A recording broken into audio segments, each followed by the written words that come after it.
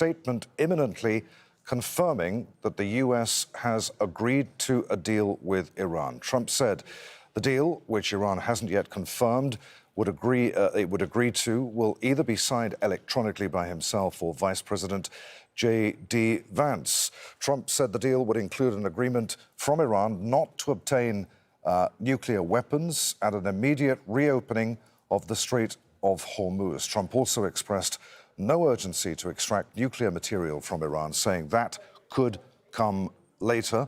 Trump said there would be strong inspections on the Iranians, but didn't specify how they would work.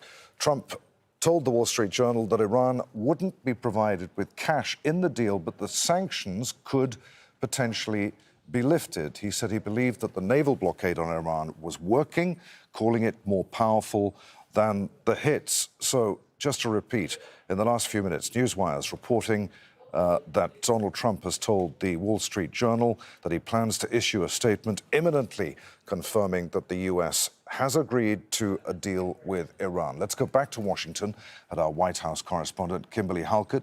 What do you make of that, Kimberly? Well, what we know is that the Wall Street Journal does have strong ties to the Trump administration. And even though the White House has not yet confirmed what they are reporting, chances are, given their track record, that this is highly accurate. Now, the other thing that this does, though, is once again underscore what Donald Trump often does, and that is project what he wants to happen. We've spent hours talking about how Israel has essentially attempted to derail diplomacy by their strikes on Beirut, on Lebanon.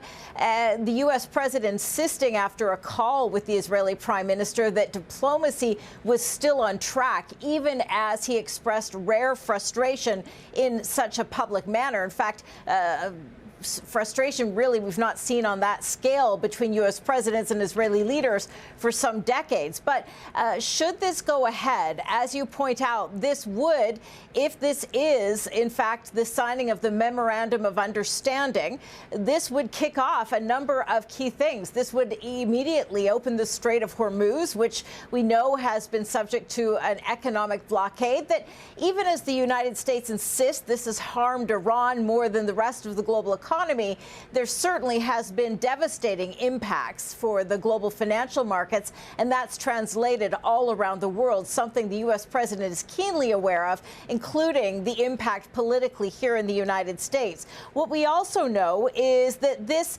would kick into effect a 60-day negotiation period where the most difficult issues still need to be discussed. Well, we know that there has been some statement that there would be an obtaining of the Iranian enriched uranium by the United States.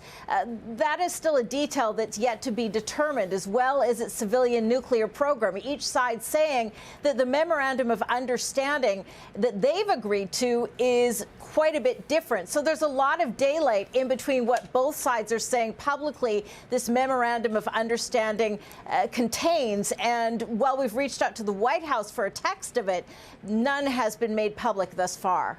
Our White House correspondent Kimberly Halkett reporting live there from Washington. Joining us now from Cairo.